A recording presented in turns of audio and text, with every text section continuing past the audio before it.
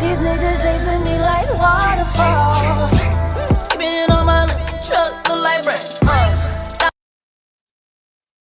The Ghana edition. Woocation, the Ghana edition is here. I'm so excited, y'all. We are going to Dirty December in Ghana. Y'all know I have been talking your ears off about going to Ghana, and I am so excited to finally bring it to you. And we're going to do all the fun things that you saw me do when I went to Ghana 2 years ago, back to back, y'all. Please go to woocationinghana.sortedchalet.com to book your spot. You do not want to miss this, because baby, once it sells out, it sells out. I cannot help you. I cannot. All right.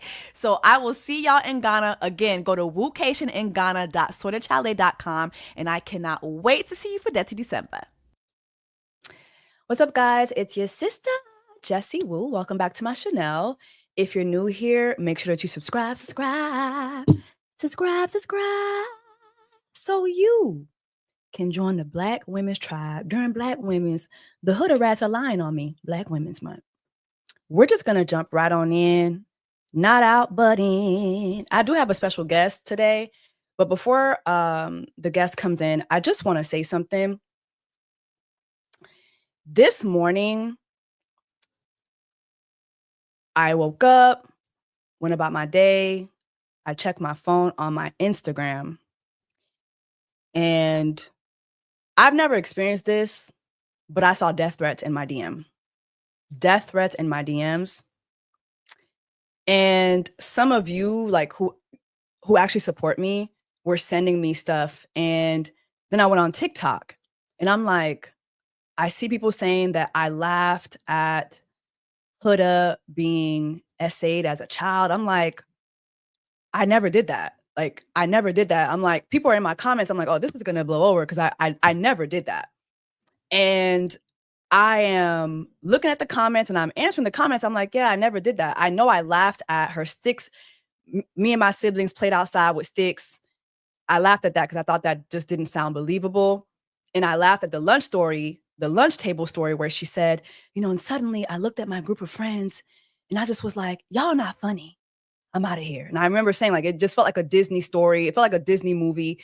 I just thought that was not real. But I saw people using that clip where me and AJ are laughing, and I'm saying some of those childhood stories, it literally gave in the arms of the angel, far away from here. Literally. And I said, yeah, it just was given 10 cents a day commercial. They used that clip to say that I laughed at Huda being essayed by her father. And I'm like, seeing them cut up the clips, I'm like, I'm leaving comments. I'm like, no, we were not laughing at her being essayed by her father. We were laughing at the 10 cents a day stories that she was giving, not her being essayed by her father. So then it went from, oh, you didn't laugh at it, but you dismissed it. So there's another part of the story where we're talking. And I said, she gave a story that it was a very ambiguous story. She doesn't really tell us what happened, but if you listen to the story, it's kind of alluding to her father being inappropriate with her. And I'm going to play the clips for you, but that's literally what I said.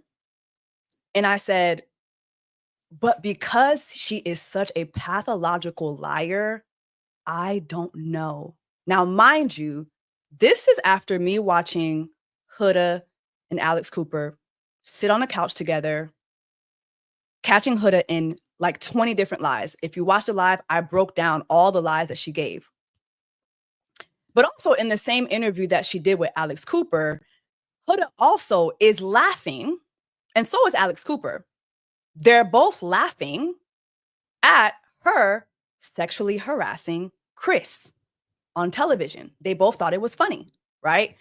And so for me, I'm thinking, okay, again, if I'm watching you laugh at someone that you victimized, basically, someone you threatened, someone you tried to coerce, or you did coerce, And then I just listened to you for 2 hours tell repetitive, like lie after lie after lie after lie. And I just watched Love Island. And for 30 episodes, I also saw this woman lie and lie and lie, and even post her coming out of the villa. She gets in these interviews and she says she was bullied. Another very ambiguous story because she doesn't tell you who bullied her, right? But if you go and Shelly's comments right now, literally right now, it's all Huda rats in her comments, dragging her, right? She knows exactly what she's doing. And so going back to that story with her father, and I just want to make something clear. She never said she was SA'd. She never said this. So y'all are on TikTok, y'all are on Instagram, y'all are on YouTube, y'all are on Threads, y'all are all over the internet calling this woman's father the R word, right? When in all actuality, she literally never said this, right? And she gives a very ambiguous story in a way where later on, if she could come back, like later on, if she gets an interview and they ask her about that, she could be like, well, I mean, technically I didn't say that, right? But the damage is done. The damage is done. And so again, right? I have seen all this. And for me, watching a pathological liar lie continuously, this is me making an observation of the person. I never once said, I don't believe that she was SA'd. Never once said, I don't think that happened. I simply said, but because she is a pathological liar, I don't know. And if you watch the clip, which I will play, I'm about to keep speaking, but EJ comes in and he interjects. And it's great because he interjects and he says, I do believe her. And the reason why I do believe her, and I'm paraphrasing, but he goes on to say, I believe her because her actions in the villa come across as someone who might have experienced that beforehand. Let me say this. It is so dangerous. It is so dangerous to lie like that, because I'm seeing people say, oh, well, you're an SA survivor. You've talked about how when you talked about it, nobody believed you. If you watch the live, in my live where I talk about it, I literally say it's very common for families not to believe.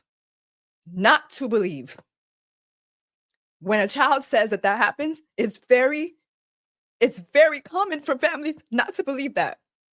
When I said that in support of her. I may not like her character. I may see that she is a pathological liar, but that's not me saying that what she didn't say happened, but you all are saying. That's not me saying that didn't happen. I literally said that in support of her. But for y'all to go online and say that, not only does that put me in harm as someone who has continuously talked about being a SA survivor, as someone who was just in Pennsylvania not too long ago in Philly with Tarana Burke, if you look up the Me Too movement, their latest PSA, that's my voice. That's my voice. I would never, ever, ever laugh at someone being assaulted, ever. And I have continuously used my voice and used my platform to talk about that. That really hurt. I've seen people say lies about me all the time, and I've just learned to just move on and let that be that. But to tell a lie like that, that is so horrible because it doesn't just affect me, it affects other people. So many of you are survivors of that. And then so many of you, you're coming across my content. Mind you, I do dating show reviews all the time. This is nothing new. So many of you, those videos are on TikTok will be the first time you see my face. And it will be because someone said, I laughed at this woman being SA'd when I never did that. Shame on y'all who are doing that. You don't have to like my commentary. You don't have to like me. You don't like what I say. You don't have to like what I say. You don't have to like that I continuously stand up for Black women. You don't like that. That's fine. That's fine. You don't like that I called out her internal racism that she enacted in the villa. That is fine. But to sit there and to say that I laughed, and then go from saying, oh, you didn't laugh, but you dismissed it. Then go on to say, you didn't dismiss it, you implied it. That is such dangerous rhetoric. That is not what I stand for. Apologize to me. I'm not issuing no apology to none of y'all. Apologize to me for lying on me like that. And shit like that stays on the internet. It stays there. It stays.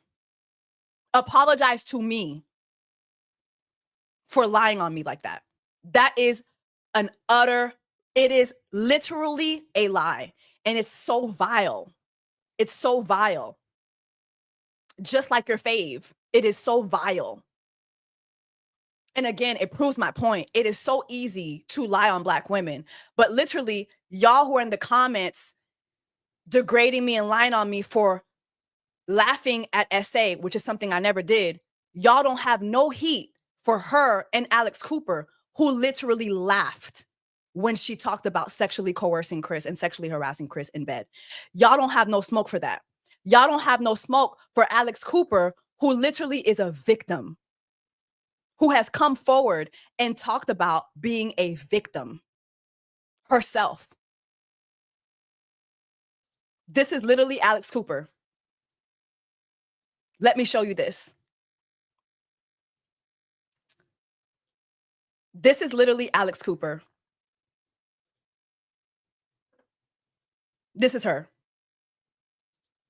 Alex Cooper accuses her college soccer coach of sexual harassment. In her new Hulu documentary, Call Her Alex, the podcast mogul names the woman who allegedly ended her athletic career.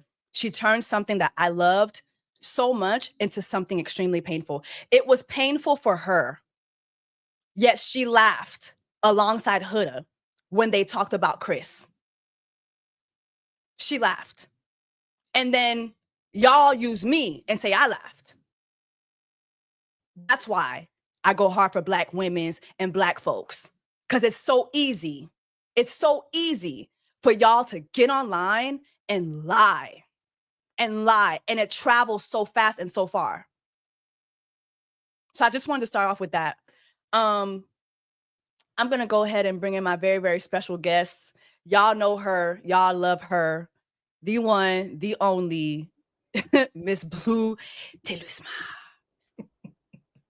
Hello, my friend. How are you?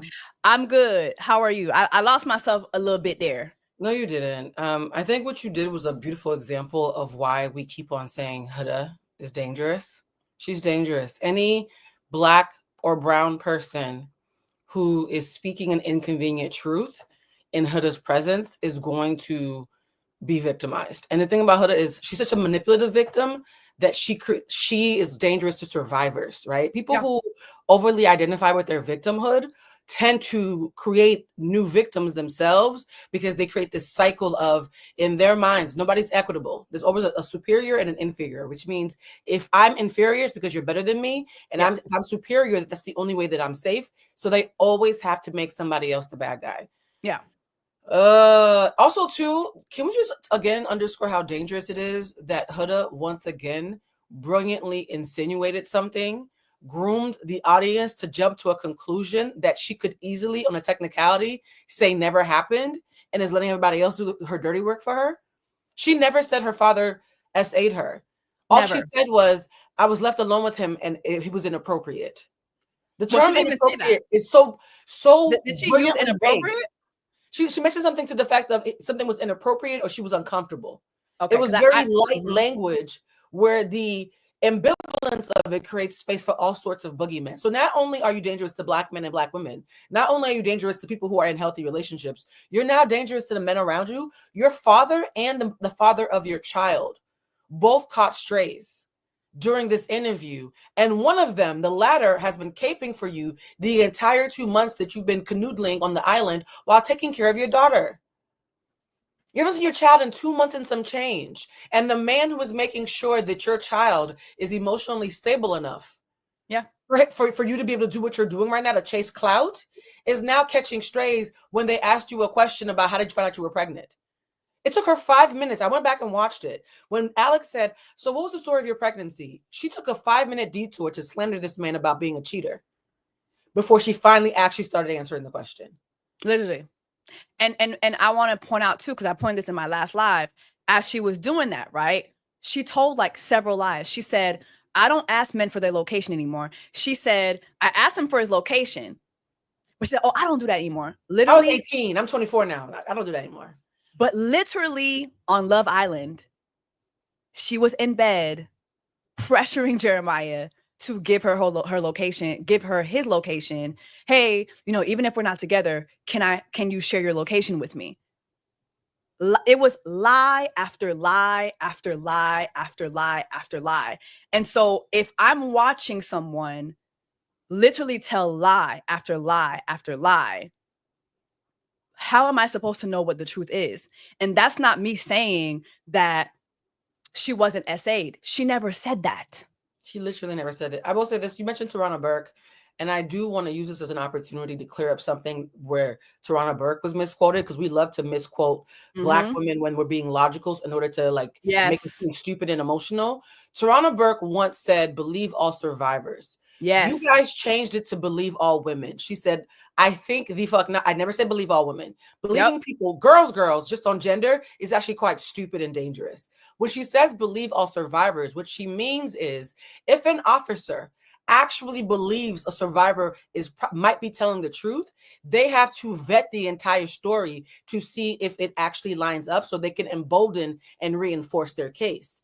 If an officer thinks a survivor is lying, they won't even check or vet, they'll just dismiss. So the irony is, believe all survivors means if I believe you, I have to go through checks and balances to make sure that the truth is working in your favor. If you are lying, we will find out. If you are telling the truth, now I can advocate for you with even more bass in my voice, because it's not subjective, it's objectively quantifiable. So using Tarana Burke, right, the creator of Me Too, before you guys thought it was Alyssa Milano, using that logic of if you want to support, it was created by a Black woman. Me Too was created by a Black woman. Thank you. So think about this logic. So believing survivors means making sure that we vet and check everything to fortify their truth as advocates. Yes, that means part of that is looking at the strength of your character.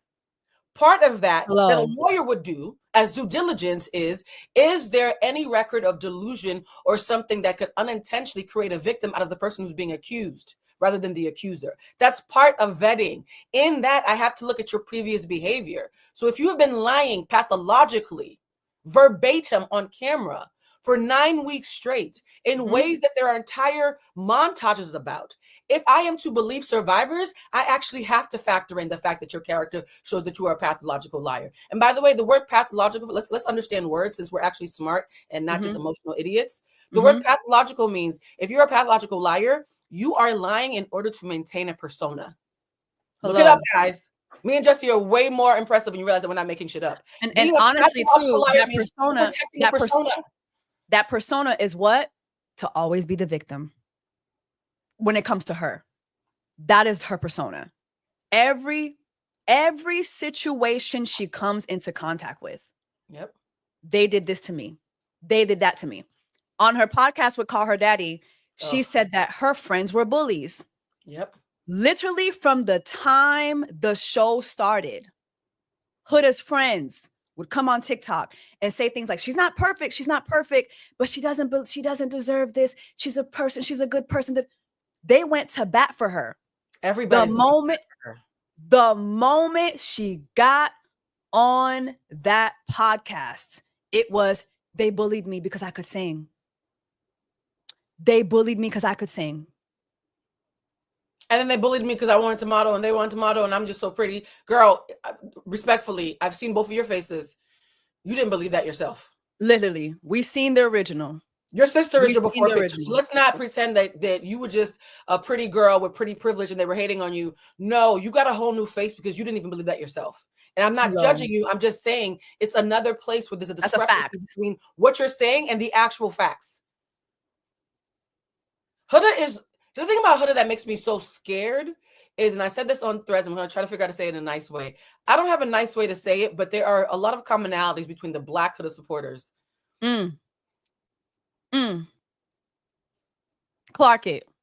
The Black I Huda call them supporters all raccoons. have certain things in common. I can make some pretty accurate hypotheses about how you were perceived by society, how you perceived yourself, how people interacted with you, and why you are. It's the same thing of if you see like a really sad, overweight, unemployed, gay male with no friends, he's the one crying the loudest for Gaga. We're not judging him, but we're clocking him, right? We get it. We understand that as being someone who's marginalized group of a marginalized group of a marginalized group who never had access to beauty, she's probably what you daydream of being as an escape when you're in your bedroom. And so when you see someone who is the visage of what you wish you were, actually say, hey, I got your back, and makes you feel seen. You're not overly identified with her because she's not you, but she's who you want to be, and she's looking at you back. So respectfully to all the crunchy edge girls, to all the home perms, the hard wigs, the just lashes that are loose, who say, well, Huda could have said the N-word and I still would have been on her side. Literally. I need you to understand. You saw that black girl. You saw that black girl with her crunchy wig say that. Literally say you could tell she had a glow up. The N-word. Oh, she had a glow up. You could tell growing up, she's a beautiful girl, by the way. So this is not about beauty, it's about how you perceive yourself. I actually think that girl who said that is beautiful. I can also see by looking at her that she probably had a phase where everybody didn't agree. And that's the part of her, right? The ugly part of Huda that got that new face and then became a terror. I'm using my words carefully, because you guys love to talk about racial slurs. I said terror. So the part of Huda that felt ugly and did that is speaking to the part of you that felt ugly and did this. And so now two swans who still act and think like ugly ducklings are in an echo chamber agreeing with each other. And the girls who, the Shelleys of the world, who are like, I've actually always been cute. I don't know what to tell you. The Shelleys of the world are like, why are they yelling at each other? Nobody else is bad but them. It's mutual delulu. There's a mass hysteria that Huda has ushered into the social zeitgeist that scares me. And again, I will say this to the day I die. If you know the story of Emmett Till, you will never again tell me or Jessica or any other Black female pundit that we are overreaching with why Huda is dangerous. We've seen Black men have their masculinity completely disrespected. But small penis now? Yeah, but let me interject right there. As you say that, we've seen Black men have their masculinities, disrespected. Is that not what happened with Huda? Yep. Is that not what she did with Jeremiah? Is that not what she did with Chris? Is that not what she did with She literally did this over and over again. That's why for me, I'm not understanding why, especially the Black folks, predominantly Black women, are watching this and not thinking to themselves, there is a correlation here, y'all. Like, there is no way, and I've said this before, I'll say it again. There's no way, right, that in everyday life, some of the instances that we saw with Huda, there's no way that it wouldn't end up with a Black man in jail or a Black man possibly being deleted by an officer. Yep. This is how dangerous she is. And the thing with her too is her victimhood is so, she has mastered the art of victimhood. It's top tier. I've said a lot. It's pretty top tier. Top tier. Top tier. Top tier. Cries immediately, soft voice, very she goes from being a 24-year-old grown-ass woman to a 10-year-old, 8-year-old even. Like, oh, but you didn't play ping pong. Literally, there's a moment in the interview where she tells Alex, like, part of the reason why she went ham on Jeremiah was he wouldn't play ping pong with me. Yep. He wouldn't play ping pong with me. But Ace made Shelly pancakes with crispy edges. He made her 2 pancakes. And her best friend is her 4-year-old daughter, so that tracks as well. Her best friend is her 4-year-old daughter, right? She's always talking about her and her daughter are together 24 hours a day. That actually made me scared because I was like, so let me think about this. You are an alleged victim of abuse who is now creating new victims because you never got the help that you sought.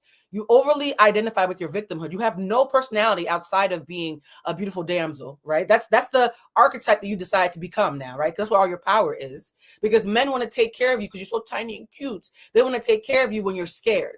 So now you realize I can control by being submissive. I can control men by pretending that they're controlling me.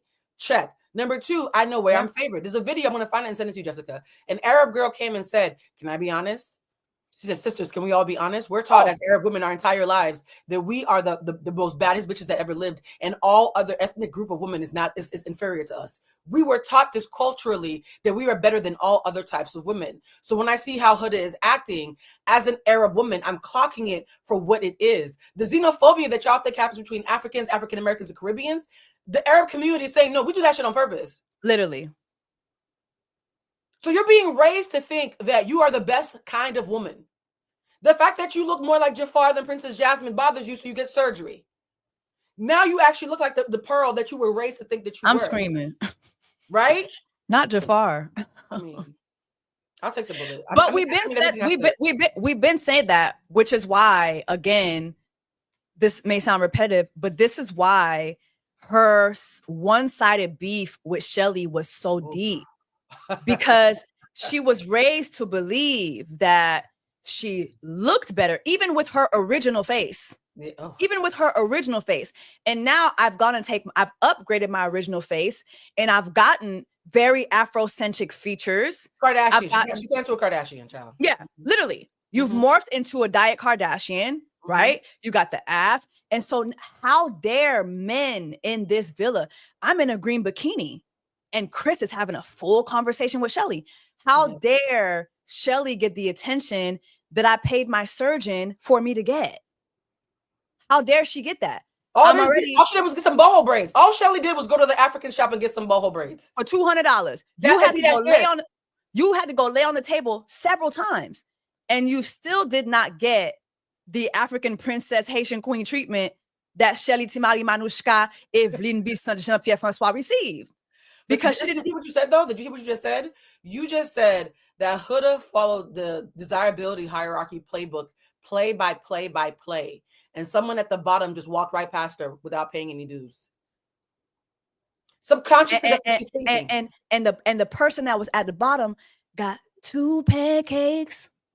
Huda got just 1. Yeah. Shelly got flowers. Shelly got flowers. Huda ain't getting none. That's why she's so mad. Like, she's so upset with Shelly. I mean, I get it. If I was, I'm not gonna hold you. If I was empathizing as Huda, I'd be mad too. Like, this bitch, Bruno Mars voice. This bitch, like, why? Like, excuse me. I paid. Can I see the manager? Because I paid for the Niggas Love Me package. What in the hell? What in the Wakanda is going on here? Y'all didn't tell me it was Black History Month. I thought it was June. The fuck? She didn't know that she didn't know that every month was Black Women's Month during Black Women's Month. She didn't know. No, she thought the BET stand for We Love Huda. Like, she don't even understand acronyms, babe. Like, she really thought. By the way, there's a tweet that I found. I'm gonna send it to you as well. In the tweet, several months ago when Huda got cast, someone said, "Oh, let's get ready for these Black women to get pissed off when all our men want her." People were projecting on Twitter that Huda was going to be a problem because she was obviously going to be the favorite Black men. And Huda has Twitter, I promise you. Surprise, so there was actually posts. Nobody in the villa wanted her except for Jeremiah. That's why she's upset. And Jeremiah, by the way, looks like somebody who left her baby daddy in the oven. Oh, yeah. Literally. He looks like her baby daddy. Literally, you got 2 bodies left with 0 connections. I want to go back just because I know we're gonna talk more about this interview too, but I want to go back to the lies, and I want to play that video that you talked about too. But I want to first and foremost talk about her baby daddy. So this is that poor man. Child. Listen, because again, this is another lie that we're gonna have to debunk. Hold on. You like my Love Island background? It keeps glitching, but I just want it to be festive. Child, we see you, child. You down to the villa? What's going on? What did you get? Did you get pancake with crispy edges? No, I'm good. I prefer the avocado toast ears. Can we bring back the avocado toast? Wasn't no beef with avocado toast. It's the pancakes. Yeah, Let's go back to Toasties. Zaboka. We need avocados. Yeah, let's go back to Toasties. This is just not it. All right, I'm gonna share this screen. Hold on. Huda's ex and the father of her child is responding to comments on his page saying that she wasn't being truthful about their past on the podcast. His fans were quick to take to his comments saying, "You didn't cheat once, but more. Like what?" And he says, "Not true." This one says, "Noah, you got a lot of explaining to do." And he says, "All I'll say is don't believe everything you hear. I'm not here to clear stuff up anymore. I could easily prove things, but she's already going through a lot. No need to stir." Another person left a comment saying, "So a little birdie told me," and he responded saying, "I made mistakes, but I didn't cheat during her pregnancy. It doesn't mean it's who I am. There's a reason she chose to have a kid and continue a relationship with me." Somebody else left a comment saying, "You literally said you didn't cheat," and he said, "During pregnancy, still true." I think this was the last comment he responded to, where somebody says to him, "She really called you out on that podcast." And he responded saying, "Yet I remained quiet when I could really explain how Ish actually was. I guess respect goes one way." Another person she lied on. Let me play. The person. Like, if there was No, nobody, the person who was going to bat for her, mind you. her number one defender. Number one defender. Going to bat for her. She said Nick's name 7 times, Jesse. Huh? She said Nick's name 7 times during her Call Me Daddy interview, even when she wasn't asked about him. 7 times. Oh, for Olandra's baby daddy. Uh-huh. Marcel's daddy? Uh-huh. Mm-hmm. Marcel Sr. Marcel Sr. She said that man's name 7 times. And then I saw a live of him, and she was like, "Oh, wait, Nick's calling me right now. I'll be right back." It made it like, come on, we've all seen this movie, bruh. Mind you, she's been hugged up under him and Olandra. But then you come out the villa and you say you were bullied. You don't put an address to it. So basically you allow your fan base to go and bully these 2 Black girls. They unfollow you. And your fan base, the Huda rats, go 10 times harder. Yep. Go 10 times harder. I want to play this clip just because I want to put what the clip that everybody on TikTok says that it's me laughing. Yeah, let's see that. Laughing at this woman. I should have put lashes on. I look like an emoji. No, you don't. Shout out to EJ. He was on the live with me. This is EJ. Those are lit on this topic. Baby, listen. Okay, so hold on. Okay, here it is. No, she's not here anymore for personal reasons. Anyway, on to breakfast. You know what I mean? Like, I feel like she really, really got treatment that nobody else would have gotten. But let's get into the interview. Also, y'all, please make sure that you like the live. The more you like it, the more people will see it and they'll come in. But okay, I wanted to start off with the beginning of the interview. So here's the thing, right? And you could help me speak on this as well. Huda is such a pathological liar, right? That I felt bad listening to her talk about her childhood because I was just like, Can I even believe this, man? Because you lie so much. She said that as a child that her and her siblings were playing with sticks outside. Like, it made it very much seem like they were living in a 10 cents a day commercial. In the arms of the angel, far away from here. Like, what's that? Hell no. That girl got the crap. She be lying. Like, for real, I'm not about to sit here. How can I trust what you're saying? And people are going to be like, you think she would lie about something like that? Yes. It's clear. the closet is clear. How many documentaries have we seen of women literally lying about having cancer for money, having sicknesses for money? Like, we see this shit all the fucking time. Like, that is the clip. Yep. That is the clip that people are using, saying that I laughed at Huda being essayed. That's intellectually dishonest. Nobody watching that clip is seeing that. That's a game of telephone that I'm hoping people heard from somebody who heard, and that's why they got there, because that doesn't say that at all. By the way, somebody mentioned in here about CPS. Her baby daddy is claiming CPS was not called. And considering she hasn't seen her kid in 2 months and he's been with her, I'm going to go with what he says. The CPS thing is another part of the Huda victimhood package. But also, that whole CPS rumor was started by her fan base, the Huda rats, to get sympathy. Oh my God, you guys call CPS. In the interview herself, she says this. I'm going to play it. The craziest thing I heard. I'm going to play it. Oh, you heard. Okay. Why would you need to hear if you just call your baby daddy and ask him? Why would you read it somewhere and not call the father of your child to confirm it? You guys, this is how people lie. Literally, I'm going to play it so y'all can hear it. I'm going to play it so y'all can hear it. That didn't tell you something was wrong, that she was talking about a rumor about her own child. She could have just called her father. That's how you critically think when somebody's lying to you guys. That doesn't make sense. Hold on. Yeah, here it is. Hold on. Okay. And carry on. Oh, hold on.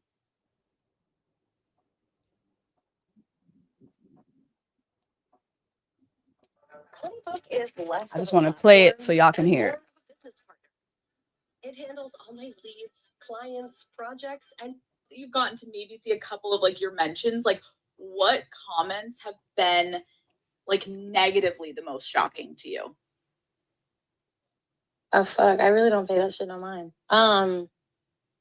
The craziest thing I've heard is that people called CPS on me. I was like, are you so serious right now? First of all, my daughter's dad was fully aware of what I was doing. He was fully okay with it. He signed consent. We had that conversation. So you conversed with him about everything, but you didn't clear up with him about CPS and are speaking about a rumor that he himself said didn't happen. How do I know more about your baby daddy than you do? That don't make no sense. And to the person who's saying in the comments, let's clear this up, that Blue and Jessie are doing the exact same thing that the Huda fans are doing. That's an unintelligent remark, because Huda is weaponizing her proximity to whiteness. We have none. I have the proximity to whiteness to weaponize. So respectfully, take a look. It's in a book. Reading Rainbow. That's the problem. A lot of y'all didn't. I can go anywhere. Our brain would be ashamed of you. No, it is so apparent that y'all didn't read No Rainbows as children. It is so apparent that y'all didn't read No Rainbows as children. Name one lie that we've told. Name one lie that we've told. I'll wait. Name one lie. Name one conspiracy or agenda filled video or a piece of content that we've put out there to put that girl's life in danger. No, that is what y'all do. That's what the Huda rats have done. That's what they did to me. Going online and saying I was laughing at this girl being essayed. Mind you, she never said she was essayed. And mind you, I just played the clip for you. We were laughing at her saying basically that her childhood was like a 10 cents a day commercial, because we just found that it just didn't come across that it was true.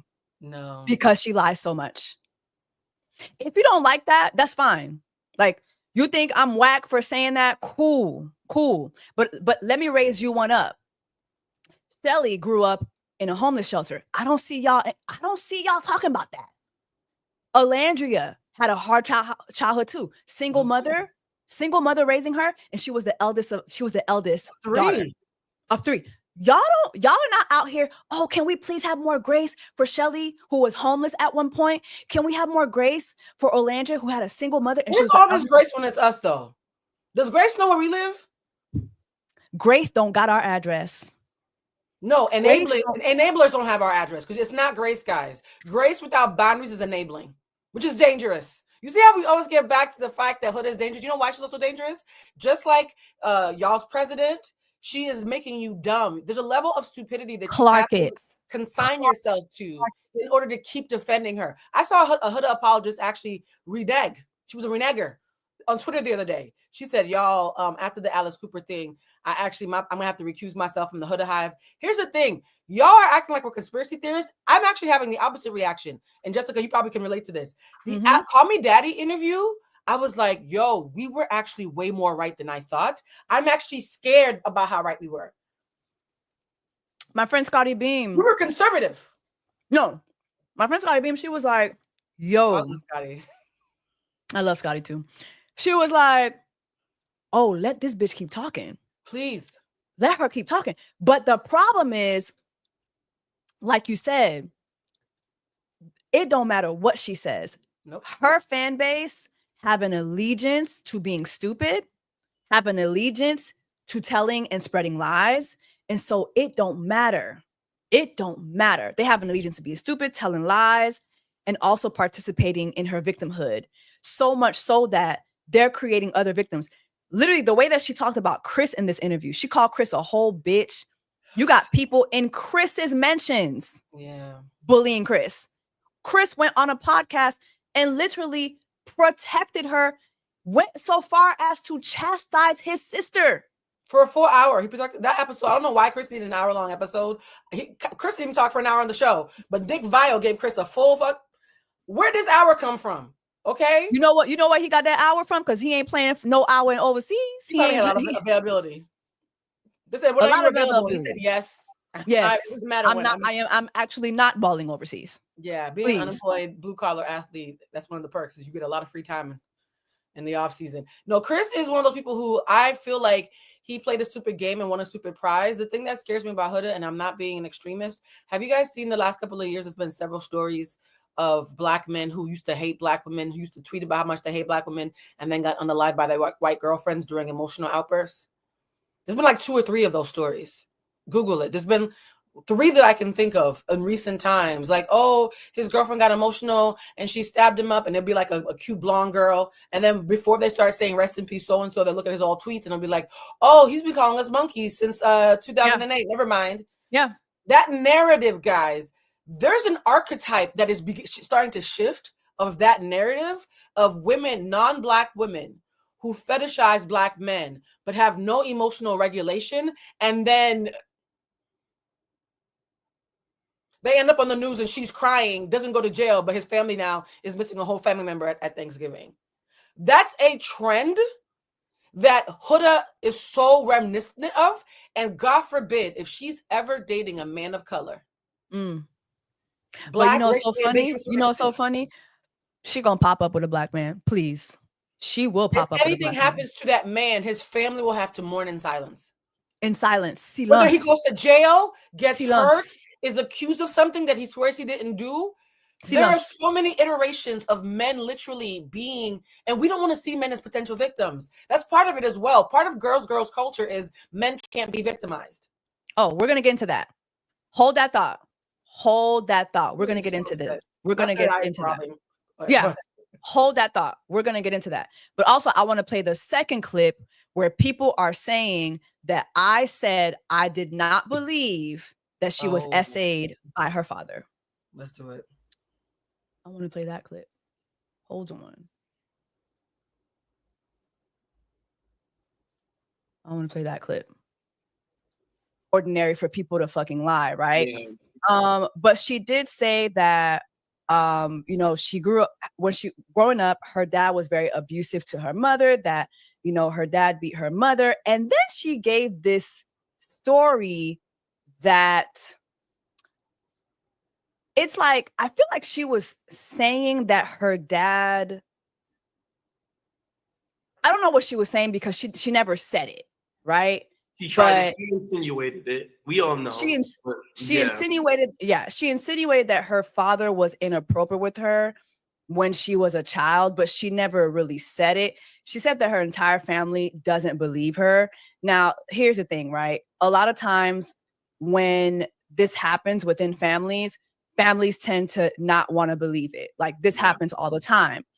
But again, because she's such a pathological liar, I just don't know. Honestly, I kind of do believe Let me stop it there, right? Mm-hmm. I was going to continue speaking. EJ comes in. that happened. Let me explain to you why I believe that happened. Because I'm gonna be honest, I did wanted to say this was one of the first things that I did want to say. Huda sexually coerced Chris on multiple occasions. In the state of the law, sexual coercion is sexual assault. So let's speak in the terms of what they want to speak in. Huda sexually assaulted Chris. Chris was uncomfortable on multiple occasions, and she tried to villainize him when he didn't get her way. Let's speak in the terms of they like to speak in. Huda wanted Chris to be her sex slave, and the moment that he didn't want to be her sex slave, she was literally wanted to ruin his day. She literally said out her mouth. If you watch his Chris's Vile File video, he literally said out his mouth. He denied it multiple times, and she said, "Well, you got 3 seconds. You're counting down." Her problem is that she doesn't see Chris for who he is. She sees Chris as an object, kind of like how the government in America sees us as objects, not as humans.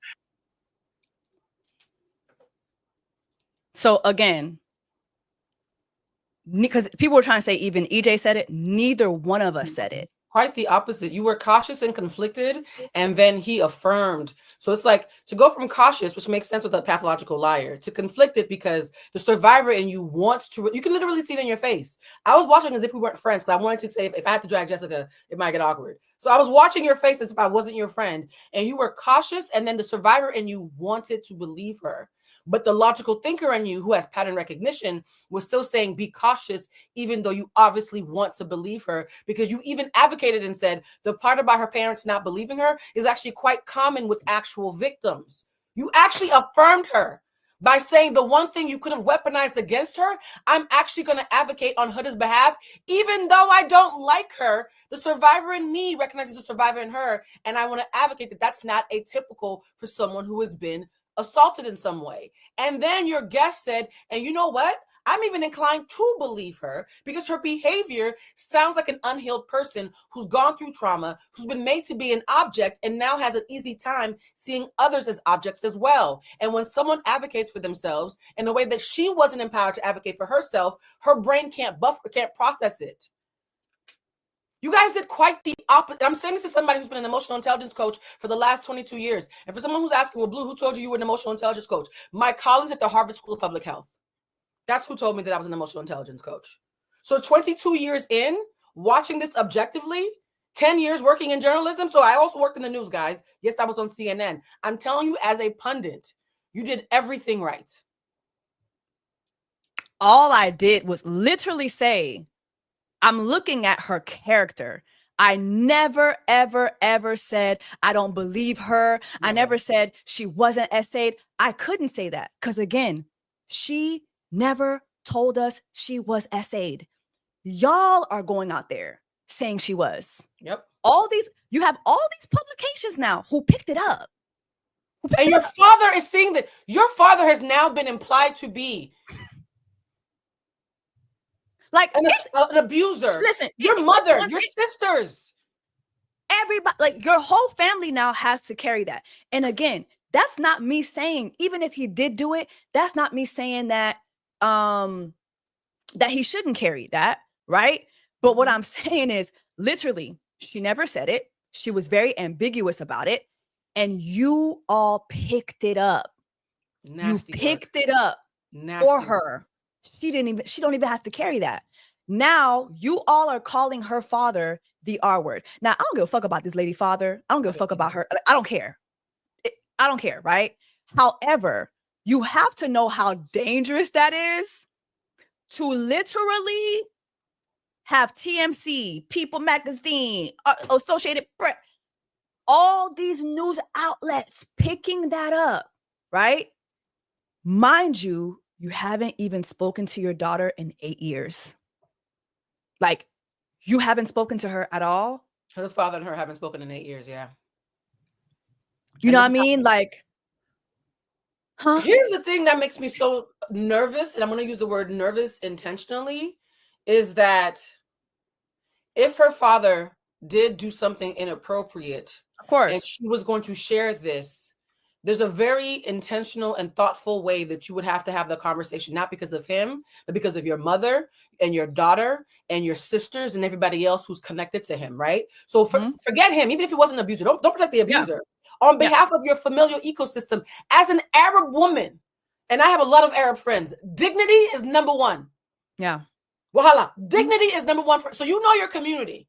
You know how much dignity matters to them. And you, in this sensational way, share something this delicate, and I doubt that you called your mother and your sisters to warn them at a time. Of course and not. Also, let's think about character. If your own father and the father of your daughter, who you actually said is a good enough parent to watch her for 2 months while you're gone, if the two closest men to you in your life are not safe from you, then who are we as niggas to feel safe around you? Hello. Who are we? Hello. If your own baby daddy, who still said he still has your back, is not safe, then why is Olandria safe? Why is Clark safe? Why is Shelly safe? Why is poor Amaya Papaya safe? The day that Amaya finally gets a therapist, a coach, or just tell her to call baby. me. Amaya, just call me, okay? We're from the same island. The minute Amaya gets a little bit of life coaching and realizes who Huda really is, because like you guys people like to quote us, Amaya is Huda in a different font. She is going to have her heart broken. The part of me that loves Amaya, I'm heartbroken that they are friends, because guess what? I've been the Amaya. I've been the person who's friends with the demonic version of me, the version of me that I've evolved from. But because I overly identify with that former version of me, I'm not clocking that I'm not safe. So I become her shield, her friend, and X, Y, and Z until it's my turn. Yep. Oh, and it's gonna be your turn very quickly. I stopped being friends with a Huda last year. Every situation, everybody was demonic. Oh, this friend was trying to be me. Oh, this friend was trying to do what I was doing. Oh, this friend betrayed me. Oh, this friend, always online talking about this friend, this, that friend, that different. And I would see her literally like one by one, like just lose a friend. Like, and I'm like, the more it was happening, I was like, oh, I'm next. And mind you, I was watching her do that with people that I knew were beyond great to her, beyond amazing to her. But she always found some way to be their victim. She always found a way to be their victim. They did this, they did that. What'd they do? Oh, she want to be an influencer just like me. You bought her a camera. You asked her to, you literally told her, hey, sister, why don't you do this and come to this event with me? You encouraged her to do it. But she's projecting, because had she been in your position, that's what she would have been thinking. So she's assuming that's what you would be thinking. And literally, that's not it. Oh, she tried to ruin my business. Y'all started a business together. It was successful. Truth be told, you just got lazy. You didn't want to do it anymore. That's okay. But no, that's accountability, babe. There's never, Jesse, you asked me, what's the word for when your brain won't accept the truth? And it's cognitive dissonance. By the way, for the people who said it's Wahala, I mean, not Wahala, I say Wahala on purpose because everybody thinks I'm Nigerian. It's the way I didn't mean to click on that. I didn't mean to click on that. I love that they said that though, because everybody thinks I'm Nigerian. So I always say Wahala because I'm not trying to do a fake Arab accent and be canceled. Are you crazy? The Nigerians fuck with me hard. I'd rather just say their words. Period. Y'all about to catch me. We fuck with jollof rice over here, honey. Right. Okay. It's grill and jollof in this bitch. Let's talk about, because again, I was being accused of laughing at essay.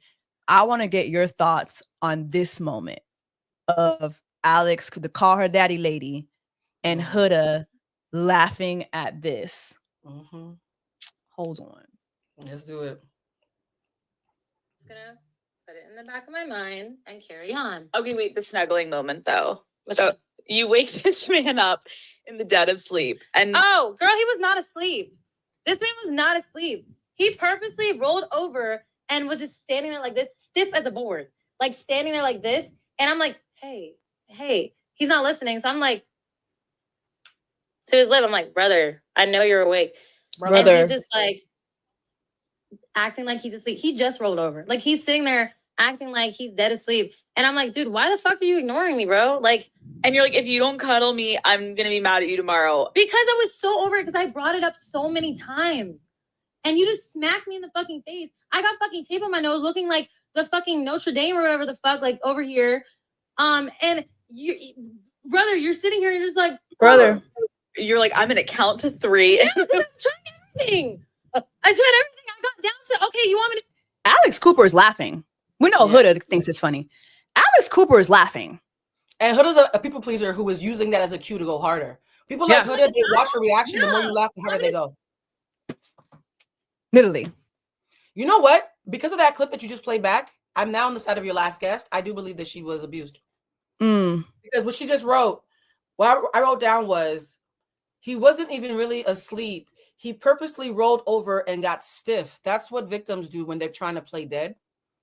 Oh my gosh. Literally what victims do when they're trying to play dead, if you leave them alone. And the abuser just keeps bothering you until you admit that you're awake. She's switching places with anybody who's ever been SA knows what I'm talking about. She literally just described Chris the way a little girl would describe being abused. Literally. But she switched the positions, and now she's the one who's justifying it and making it playful and being coquettish about it. People tell themselves if you listen hard enough, guys. Clark it. And I want to Clark this too, because again, this is Alex Cooper who thought this was funny. Yeah.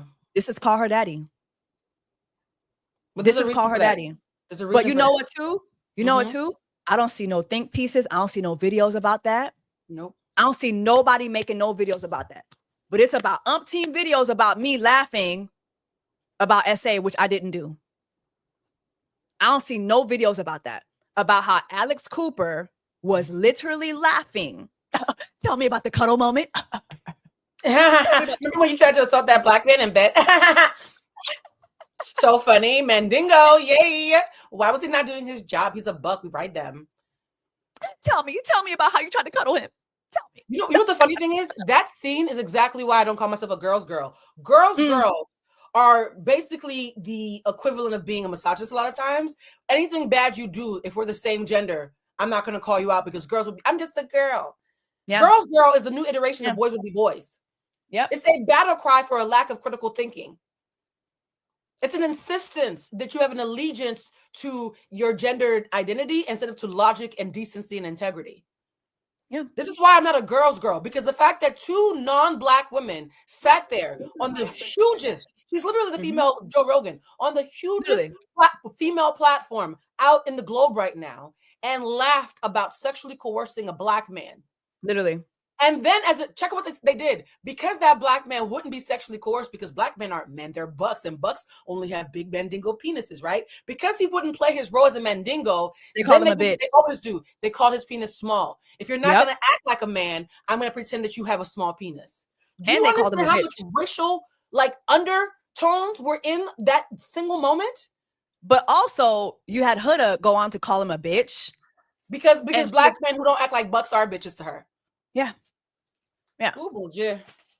I couldn't assault you the way I wanted to. So now I'm going to assault your manhood. I'm going to assault who you are as a man. But then the thing too is going to his interview for the Vow Files. He spoke so highly of this girl. He protected her. He spoke so highly of this girl who sexually coerced him, who sexually harassed him on international television at this point, right? He still spoke so highly of her to the point where when they brought up, hey, your sister had some things to get off her chest when it came to, the whole Huda situation. And he said, oh, I told my sister that wasn't her place. He chastised the black woman who had his back. Of course. He chastised the black woman who had his back, but he protected the non-black woman who was out here literally degrading his manhood. Degrading him. You know why? Because she could get him into Master's house and we can't. There's so much subconscious internal bias and self-loathing that is baked into desirability politics. You could tell me everything you want about your political views. I'm going to always watch how you fuck and how you date. How you make family. That's what tells me your actual thoughts about your blackness. Not based on if you're in an interracial relationship, because let's be clear, you could have two black people who are raccoons. Of course. Voting against their best interest. So you can be black love all day long and still be anti-black. Yes. So I'm not saying that. So it's not based on who you're romantically related to. It's based on what the politics of who you're dating, right? Because if you're dating someone who is non-black, but incredibly good at Jane Fonda, let's say you're dating a baddie version of Jane Fonda. Jane I Fonda love that has bitch. So Jane always Fonda, honestly, she needs to be next to a lot of our other people that we say we yeah, invite to the proverbial cookout. I don't even like my yeah, people to the cookout. Kick J-Lo out. But Jane no, Fonda has earned her fucking stripes. If you had a white girl like that, I wouldn't have shit to say about her being a white girl. But if you yeah. have a swirly girl, a Palestinian, a Korean, a Dominican girl who likes the proximity to blackness in order to be accepted and feel culturally spicy, like aioli instead of mayonnaise, but Mhm. also likes the proximity to whiteness so they can weaponize it against us. If you have one of those shapeshifters, now we have a problem. And that's who you really are, because you wouldn't be able to lay in a bed with somebody like that unless a part of you actually agreed with them. And that part of you is anti-blackness. It's rooted in anti-blackness. You're running away.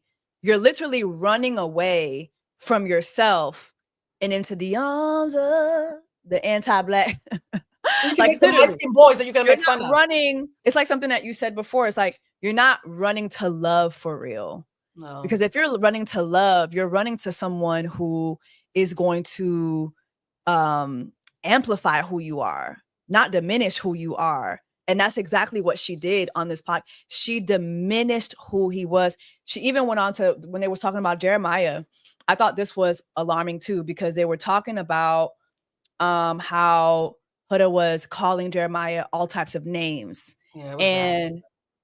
And this was Done that. I should have never done that. And called a man pussy ass bitch. Me.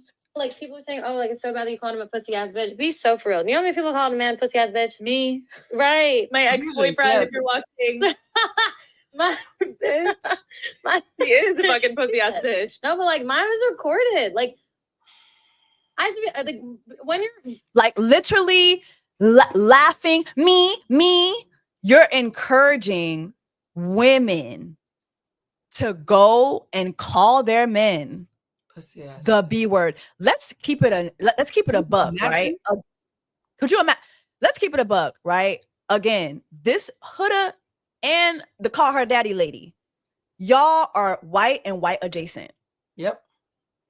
Look up the stories of Black women calling their men puss ass bitch. Yeah. Look up as a matter of fact, look up the arbitraries. How about that? Let's look up the arbitraries. Black women Where's the grace there? There's no grace there. All that grace you're talking about. No grace. Black No grace. women, brown women, they get deleted for less. Much for less. less than that. And here you are encouraging, first of all, you're bigging up Huda for having abusive language. We watched her literally emotionally and verbally abuse Jeremiah, a Black man, for weeks. Let the shoe had been on the other foot, the outrage would be extreme. But because she's white adjacent, she's not Black, right? I've never called my man. I've never called my man. Oh, hell no. Are you serious? Hell no. Not my man right now. Not any ex-man of mine. I Ever. did women before. I've actually did actual pussy ass bitches. I still didn't call them that. Are you serious? That's crazy to me. You're literally, we have to be like, the fact that they laughed at that. It's kind of even like Chris, right? The abuse of Black men doesn't matter. We already know the abuse of Black women don't matter, but neither does the abuse of Black men in their eyes. Yeah, you could call them misogyny likes both, by the way. Misogyny wants you to abuse Black men. Exactly. You think the call her daddy lady is gonna sit there and call her husband that? Oh hell no! Are you serious? You think that? That's He's why her she manager. said The lights would go off. The she lights in the said- show would suddenly go off if she called him a pussy ass bitch. Please. That's why she strategically said, my ex, if you're watching, that let me know two things. She's never said it to her ex. And she said, if you're watching, again, she's never said it to her ex. You might have said it to your friends, but you never looked at your ex and called that man a puss ass bitch. You never did it. It never happened. On national, international television. You know what's so crazy though? The only man, and I don't mean to laugh about this, so y'all get the laughter correct. Don't slice this up in the wrong part. The only man who, no matter how evolved or unevolved he was, on the spiritual level, could not get down with Huda was the Haitian one. He's like, he said, okay, I don't even know. He's like, I can barely count, but something in my ancestral DNA tells me you can't talk to me like that. You're trying to be dominant. You know what's even funny too? The Haitian man was like, I don't even know how to read all the way good, but I know you can't do that to me. You know what I clocked? What The Haitian man wouldn't take Huda's abuse Mm-hmm. And the Haitian woman wouldn't settle for anybody's bullshit. It's She never ancestral. settled. It's It's ancestral. ancestral. It's ancestral. And if you're from She didn't Louisiana, you settle. got the same blood, so you're not being left out. If you're from the Louisiana area, it's the same African blood, I promise you. Look it up. Neither There's some one of them. ancestral DNA that protected Shelly and Olandria, because the Southern Blacks Oh yeah. are Oh, incredibly let's talk covered about it. by the blood of Christ. You understand me? Can we talk about the Southern Black No, Americans? the Southern African Americans, no. If there's My man anybody in this Southern African country, look, and I'm looking right at y'all because y'all like to pretend that we don't acknowledge that African Americans have culture. Yes, the fuck you do, because we had to learn it. Y'all have a rich Hello. culture, and the richest, most concentrated part is in the Black South. It's in the food. You want to talk about some? I don't think it's a coincidence that the Haitian girl and the Southern Black girl were heavily covered. Hello. No weapon formed against them will stop them from Clark ending. it. Clark it. Heavily covered. Clark it. It's something about the Haitian and the Southerner. Trust me, I'm living that. I'm living it. It's the spirituality, though. Here's the thing about America. America tries to convince Black Americans to judge their magic. And the Southern Black Americans are the most resistant to that. They now have hoodoo. They now do kitchen magic. There's a part of their ancestral DNA that no matter how much shit people talk about African Americans, Southern Black culture, their grandmas, right, have baked it into them so hard that no amount of East Coast, West Coast, Midwest, like boucherie is going to talk them out of that ancestral DNA. No. There's magic in that. Magic. And so I don't think it's they're literally the walking countryside magic. girl was covered. Mm-hmm. They're literally walking magic. They are. Walking and they magic. look like it. Because even and you see Shelly and Olandria. But also, even if we go back to Olandria, look at her time in the villa. If that's not Southern magic, I don't know what is. Look at how many times she was supposed to leave. Yeah. That girl was not supposed to have Nick Olandria. Yeah. That's like people like it, the cards. One thing about that Southern magic, it is so fucking real. Yeah, it's It true. is so fucking real. If you look at her journey, that was her ancestors. Her ancestors was like, nah, we love you. These people out here love you. And you're going to get this. I just thought of something. Oh, but yeah, I just had an epiphany. Remember how we're talking about all the correlations in the cast and everything? And how we talked about how, and I said this to Jesse on the phone earlier, how Adriana was the Dominican Shelly. If Adriana would have been allowed to stay and wasn't thwarted, she would have been the next Shelly of the girl who is closer to Black than Huda, but getting the attention that Huda. That's why Huda freaked out. She was like, I already lost Ace to Shelly. Now you got the other side of the island. The Haitian girl done took my Black guy, and now the Dominican girl about to take the other one. Like, come on, what's happening? I think there's something so fascinating to me about the fact that Huda lost her A story, because her A plan was all the niggas are gonna want me. I'm gonna get Ace. That was her A plan. Shelly stole that. Olandria stole her B story. Yep. Her B story was a friends to lovers thing after I've lost my man. Yep. The story that Huda thought that she was going to get and kept trying to get when Shelly took her A story, Olandria took her B story. So everywhere she looked, there was a Black girl stealing her thunder. Bruh. Everywhere she looked, it was a Black girl getting 2 pancakes. And she got none. The Black woman was getting flowers. She got none. That's why she a mad hoe. Woo. That's lie. The Black women were getting the treatment that she thought she was supposed to get. Also, too, when we were talking earlier, I did make this point. I said, you know what? Brian, although I'm happy for the papayas. But when Andreina came into the villa, the way this man, well, actually, when he was coming into Casa, the way this man talked about Andreina, and then the way he changed her trajectory in that villa when he had that board meeting with the other guys and said, she born. Mind you, you know, the show is edited, but we never saw Brian do anything exciting. We never saw him really pursue her like that. I feel like him and literally, he didn't pursue Amaya either. Yeah. Literally, I feel like him and Chris, same guy. Shelly is Andreina and Brian is Chris. Like, we're seeing the same story arcs play over and over. And guess what they all have in common? None of them are centering Huda. 11 versions of the same storyline, and you ain't not in none of them. Oh, Honey was big mad. Yeah. She's like, But wait a Mr. minute, Papaya, bitch, stole my but look. Mr. Papaya won. Yeah. What else did you feel like from the interview was troubling to you?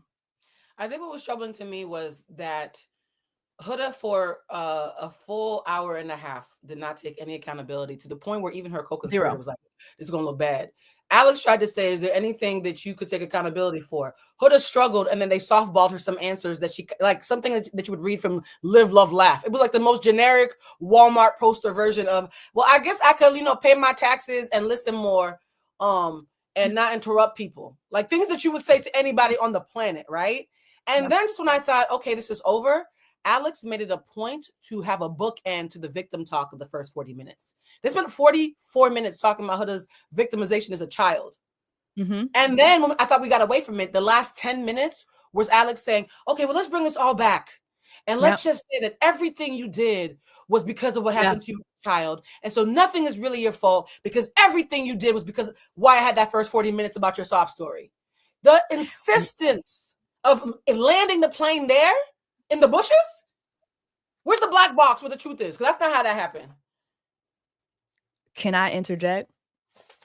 When I was saying I don't know and EJ started speaking, it was two things. I seriously just don't know based on her character. Yep. But what I was gonna go say too was I truly feel like her victimhood is now being used as permission for her to behave the way she behaved.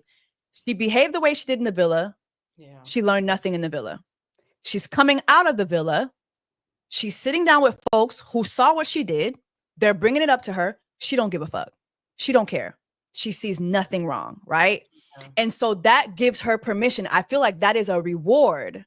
Absolutely. That is a reward. Absolved. Like, oh, this behavior is okay. And here's why this discussion is so important. It's not just about Huda. Huda is an example of many dangerous women. Yeah. It's not about us being obsessed with Huda. We're watching a TV show, but if you watch my channel, whenever I review these TV shows, I have these nuanced conversations because it applies to real life situations. That's why we watch. That's why we watch reality TV.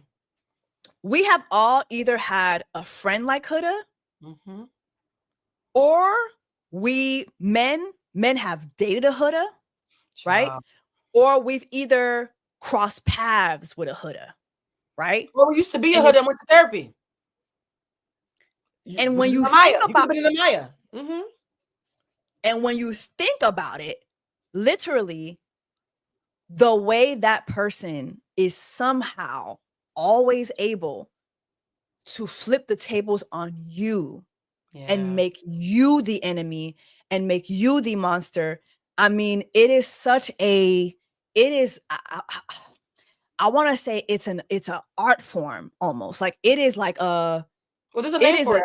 There's a name for it. It's called by this name. It's called DARVO, guys. So please write this down. DARVO. DARVO, deny, attack, reverse victim, and offender. It's actually a psychological warfare manipulation tactic where if you tell somebody that you've caught them red-handed lying, first they deny that they did it to see if you're stupid. Once they see you're not dumb, then they attack your character. After they attack your character, then they reverse victim and offender. They take your place and pretend that they're the victim. And now they expect you to apologize for something that they did to you. It's called DARVO, DARVO. It is a manipulation tactic. We talk about it all the time in my class. And Huda is probably one of the top 5 DARVOs that I have seen in the last 22 years of my career. She is a gold medalist of DARVO. And the beautiful thing about knowing the term, once you know a term and you have context and realize that it's pathological, it's something real, you're not making it up, now you're empowered to clock it and get yourself out of it. It's literally psychological manipulation tactics. Yeah. We're not making this up, guys. People have studied what Huda's doing. She's just really good at it. She's really good. Scary really good. She's Michael Jordan of DARVO. It's scary good to the point that, again, I woke up to death threats. It is scary good. It is scary good. Don't threaten me, y'all. I'm violent. Don't do that. Oh, babe. I mean, listen, like it hurt my heart it hurt my You're heart a good because person. You're a very good person. yeah, it hurt my heart, but don't get it twisted. Like you come over here, I'm serving. You come over here, I'm serving bullets and breakfast, like bullets and biscuits for breakfast. Oh no, I'll be a You Karen. gonna get bullets and breakfast. I'm from New England. I have no street cred. I'll call the cops. I have no street cred to maintain. I can be a damsel too. No. Oh no, God help me. They're so big and bad, so scared. Please go arrest. No, I'm not playing that shit with y'all. I pay too many taxes. Nope. No. You come over here, I'm in the state of Georgia, boo. Oh, that's dangerous. I'm in the state of Georgia, boo. That's all you had to say. Georgia or Florida. You want to eat? All the crazy states. You want to eat? You gonna get bullets and biscuits. That's it. No, we don't play that shit. And by the way, turn the other cheek is also anti-black, by the way. Can we just talk about that real quick? Turn the other cheek is something that they highlighted in the Bible because they wanted to make sure that the enslaved Africans who came to America, exactly, who were doing magic and revolting, they were hard to take into captivity because they were so tapped into their magic. So they spoon-fed them Christianity and highlighted the fact that they should not fight for revolution or freedom in this life because they should wait for it in the afterlife by turning the other cheek. So they actually weaponized toxic positivity to rob Black people in America of their revolutionary spirit. You know what they believed before that? Cause and effect, i.e. fuck around and find out. Yep. So as a pro-Black person who understands my history, cause and effect. But when you program, the Black person would turn the other cheek. Oh, hell no. Now you don't have to worry about cause and effect. No, I have hands, feet, and teeth. Cause and effect goes out the window. Was there anything else? I feel like I will say that Alice Cooper's platform, which is the biggest to young girls and women in the country and maybe even arguably the world, and her grooming her audience to be abuse apologists and to be toxic girls is so disgusting that after watching her documentary and rooting for her, I now feel completely grossed out by how irresponsible she's been. And if she does not issue any statement, at least acknowledging the damage that she might have unintentionally caused, I will forever have my foot on her neck the way I have it on Nancy Reagan. Same. Alice Cooper, unless you apologize and acknowledge what you've done, whether it was intentional or not, because intention does not negate impact. If I accidentally hit you with a car, your leg is still broken, right? So I don't care if you meant that shit, it still happened. If you don't acknowledge it, I promise my foot will be on your neck for the rest of my career. I have a list and I'm consistent and you're on it because that was nasty work. That whole interview. I just don't know how, any brands watching that interview was like, oh yes, brand collab. Y'all thought Target was bad? Shout out to any brand who has any Black people following them who work with Huda. Respectfully, non-respectfully, if we can bring Target to their knees, please don't. Please don't. Y'all thought that Tabitha Brown was enough to save Target, and she wasn't. Imagine how we feel after watching Love Island. The 92% are not just tired, we're also sharpening our weapons. Not too much. Not too much. Also, I thought it was very interesting too that during the Alex Cooper conversation, during the Call Her Daddy conversation, there was never a conversation about racism. Of course, because I'm pretty sure they're both very much aware of what has happened. We've seen Olandria was in Variety and she talked about, the meme, the George Floyd meme that broke my heart that she saw that. With Huda's face on the officer and her face on George Floyd. The show never acknowledged anti-bullying when it came to Olandria and Shelly. I thought it was very interesting that conversation never came up. I did see a clip of her. I think it was on ET. I don't know if it was the same interview, but there's one interview where she said, I was definitely bullied. Oh, so it's the same interview? Yeah, she was like, I don't condone anything bad though. It was very like blanket. Thank you. Because I've seen people say, oh, well, y'all wanted her to say something. Listen, come on, man. I don't want Shelly and Olandria getting any hate. Also, while literally calling them bullies.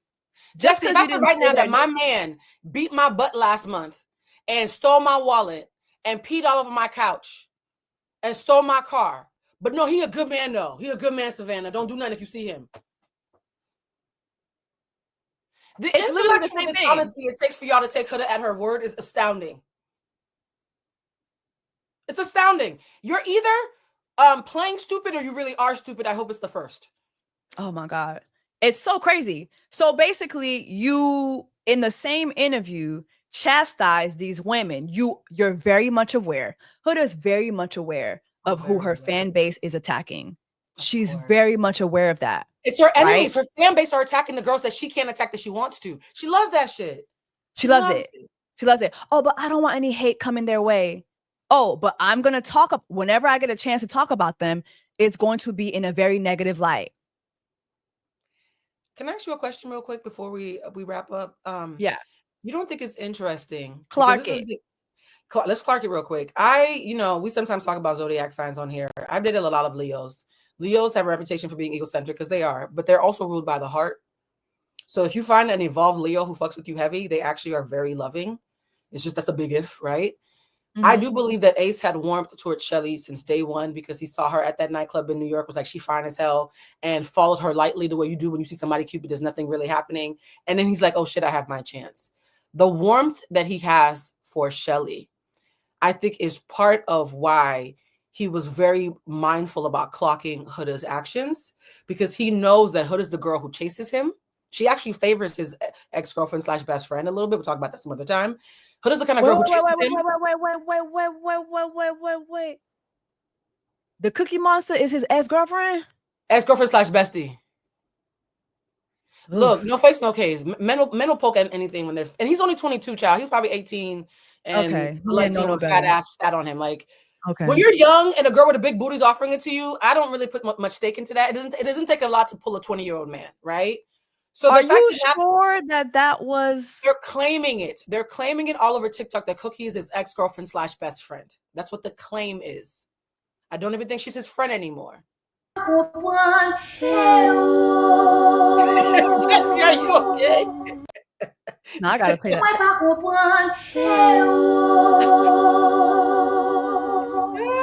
Nah, hold on. Imagine if Queen Naija let herself go. That's what Cookie looks like. So this girl, I mean, it's a pretty accurate description. I'm not being mean. I'm actually just being really descriptive and accurate. So Ace had a soft spot for Shelly, and because he's really good at clocking people, he could tell what kind of girl Huda was, right? The same way that when Amaya was being that kind of girl, whatever Huda and Amaya is, whatever that girl is, Ace has an aversion to it because he's probably dated and knows how crazy they are. He's the Chris that learned. So he always has their back. And the thing that I think is so funny is they kept on insinuating, no, he's watching what's happening with Jeremiah and Huda because he's obsessed with Huda. Everybody was quick to believe that he was obsessed with Huda, even though everything in his actions said the opposite. So when Alex says, was there any sexual tension between you and Ace? And we've already seen Ace reject you in every single font that you come available. Every font of Huda has been rejected by Ace. The nice one, the not so nice one, the one in between. If there's any Huda in the room, he won't no part of it. And rather than admit that this man does not want you, you instead divert by saying, yeah, because I was attracted to him. So how dare he not be attracted to me? Let's skip the part that he's rejected me 18 times. Yeah, I was attracted to him. Yeah, there was sexual tension because I was attracted to him. That's how sexual tension works, my friend. That takes two people to have tension. Let me tell you what was the loudest moment for me when it came to Ace rejecting her. I mean, when she went to him and said, gave him the mommy speech. I'm a mommy speech. And he was like, okay. Like, I'm sorry. Somebody who sexually has tension with you, it's not. They're going to use that moment to get that cootie cat. When she reached for his hand, to thank him, he was like, when he stood behind and he said, get the hell. That was a Cat Williams yank. He don't even want you brushing against him. So think about it. Ace has shown that he doesn't even want you to hold his hand. So what do? You put your vagina lips on his face instead. Hello. And you do it when he and Shelly are coupled up and you have your own guy from Casa. You know why? Because your whole scheme was you thought you was going to bring Chris in and you was going to be able to take Ace from Shelly. Because you always wanted what Shelly had. Or you thought that you were going to turn Chris against Shelly by doing all that talking while being sexually promiscuous and emboldened with her man. So now that the thought is, I took Chris from you and Ace let me sit on his face. So now what? That's called triangulation, guys. So we like you to use proper words. That's triangulation. And what happened instead was you and Chris fell apart. Ace and Shelly just got deeper into the relationship because Shelly don't play that shit. And now you have a new reason to cry and play victim. And even after that happened, Shelly still got an extra pancake. Clark it. Shelly got the extra pancake the day after you did your big one.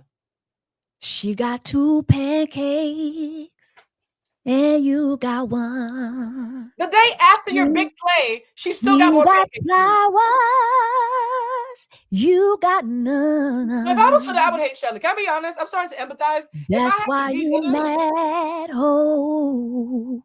That's why you sad, ho. I mean, she did everything. She did everything, and still. she admitted it. She said, when I was trying to sexually coerce Chris, I did everything. This man wouldn't deter for nothing. I didn't know what to do. Do you understand? The only person who understands Huda's frustration is our 2 Black men in jail right now. Shout out to Tory Lanez and R. Kelly. The fact that if you want to talk about, let's talk about it. If you want to talk about people who were abused and turned into abusers and went on interviews frustrated by being called out. Remember when R. Kelly was being called out by Gayle King? And Gayle King wasn't falling for it, and he got frustrated. Like, no, what more do you want from? Like, he got really frustrated. I'm fighting for my life out here, man. When a former victim becomes an abuser and is being held accountable, that frustration that Huda showed, it looks exactly like that. We clocked it in R. Kelly. We clocked it in Tory Lanez. What did we say? Had this been a Black man, me and Jesse would be redundant because y'all would already know all this. You have been groomed to not see things clearly based on optics. Even the Arab girl who said, hey guys, another Arab girl, by the way, shout out to the Arab women who have gotten therapy and who are speaking as allies on behalf of us and who are not just pro-Huda, just based on national allegiance and cultural allegiance. The Arab girl said, she said, you guys, I knew Huda was on some bullshit as an Arab woman who understands how we work and how we were raised. On episode 2, when the boys didn't pick Shelly and Alondria, and she highlighted it under the guise of support. As an Arab girl, we clock that's nice, nasty. I'm trying to point out through fake support that my man chose me, but how y'all gonna do my girls like this and not pick the Blackies? How dare y'all not pick my girls? That's how an Arab girl passive aggressively shows that she's trying to rob you of your dignity. And I'm saying that as an Arab girl myself. So I knew on day 2 that Huda was on some bullshit. Oh, we all saw it. Culture as an excuse. Well, let me not say we all. I'm just gonna say if anybody's been following me here, I clocked that early. I said from that second episode, she gotta go. She gotta go. She gotta go. She gotta go. Because even with all that said, right? Olandria was like, girl, calm down. Because she was doing all that. Oh, so y'all didn't get picked. You're gassing it. You're making us look crazy. And Olandria was like, girl, calm down. It's okay. It's okay. Good. We're good. Well, you and I can chat later on. Yeah, that's girl talk. It's group chat. Oh my God. Why would you do that? She starts crying. She says Olandria called her out in front of everybody. Why would you do that in front of everybody? She activated her white woman tears because in her mind, when she said that to Olandria and Shelly, in her mind, they were all going to be like, yeah, you know what? Yeah. And then she was going to have them under her thumb. I'm going to show you how to navigate this. I'm going to show you how to get the best out of this. I got my N-word on a tight leash. Honestly, for me, it wasn't episode 2. It was I got my brother. Don't call me brother. Honestly, I think it was episode 1. Everybody talks about that scene in episode 2. For me, and this is going to sound so fickle, I knew Huda was a problem within the first 40 minutes because her black scent had a base to it that was so invasive. It's one thing to have a black scent. That's already a choice, right? But her black scent was always talking over people. For you to be in a room of actual black people speaking in a black scent, talking louder than them, I knew literally in her intro, I was like, oh no, you came to the cookout and you took over the grill and you're wearing my daddy's apron. Like, this is not just being at the cookout anymore. It was a dominant black scent. I was like, oh no, I don't like this. And I was like, Blue, maybe you just don't like girls with black scents. It's like, no, I know Aquafina. Like, it's not just that. It's the way she was weaponizing the black scent on episode 1, which is why by episode 2, when in the black scent, oh, y'all just some boys. Sound like Annie Simmons and shit. Y'all just some boys. You know, you need a real man. These little boys over here. She was literally doing the color purple as cosplay. She was Miss Seeley sitting outside. Hold on. And who was she calling little boys? The black men who didn't want her. Thank you. Clark it. The black men who didn't want her. Clark it. That's why when people say, oh, everything's not about race, what made this season, even though this season was a lot of dark moments, it's a direct reflection of what so many of us experience in the dating realm. Yeah. especially those of us like who are dating like in New York or Miami. I grew up in Miami, LA. When Yes. you get in a room, and you know, Mamacita and them looking at you like you ain't shit. Let's just keep it a buck. A lot of Latinos follow me, but y'all know I talk about this all the time. Y'all know I've talked about facing a lot of racism when I was in Miami. When you're in certain rooms, like the way they even look at you, like you're not leaving here with nobody. Like this is not your playground. You know what I'm saying?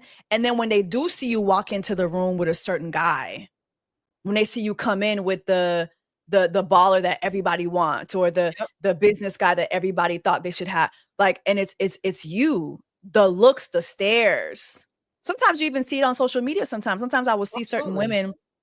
Yeah, sometimes I will see certain women post their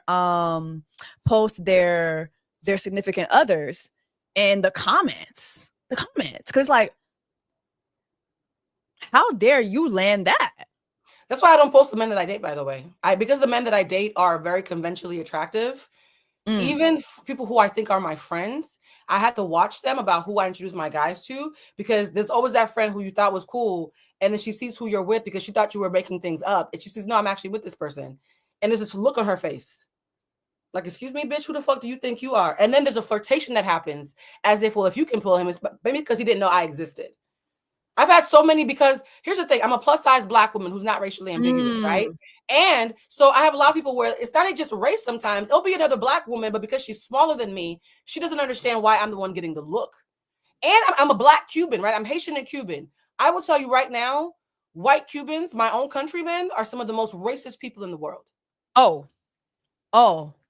If you don't understand how Latino is not a race, it is a culture, then go to Cuba. Because we're all Latin.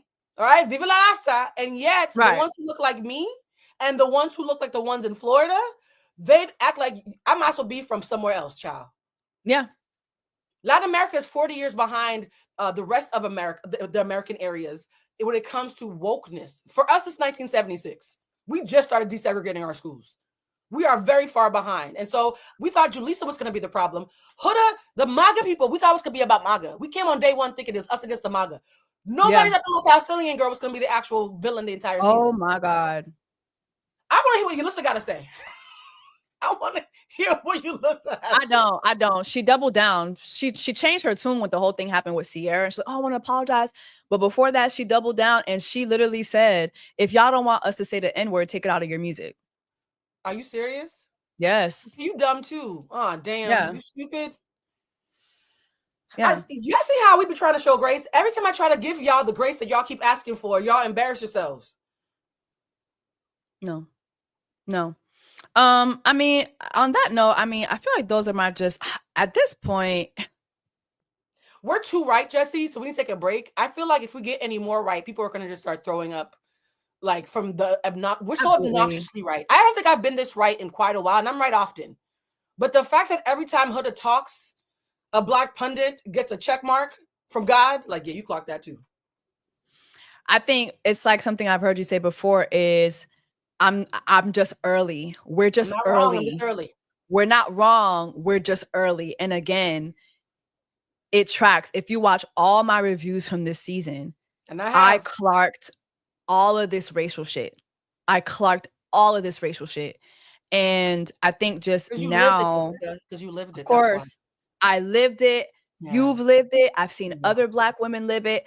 And I've covered Black women on reality television shows for so long, for years. And like, it's been like, what, 7 years of me doing this. And so, and then also I've been on reality television. So I know how that functions.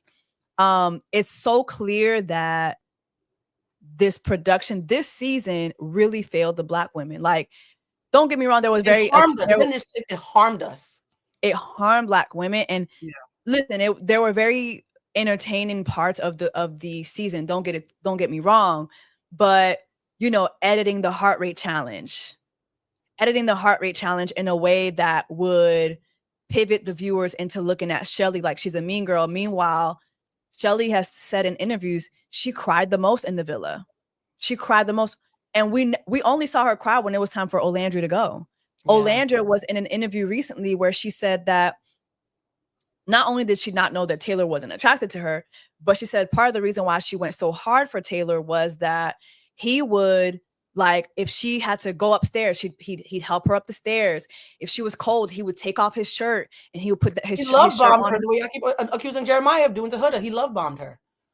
She literally states that, and she says that none of that was shown. If you watch the show, you know, in the words of Coco's weird ass, Olandra was my man. You'd be my man too if he was doing everything right. And then let's not forget, when Jalen came in the house, Taylor turned it up a notch. Because Ace told him, Ace was like, if you want to keep your girl, you have to turn this shit up. But remember what he told Ace, the physical attraction is not there. Yep. He said this to her.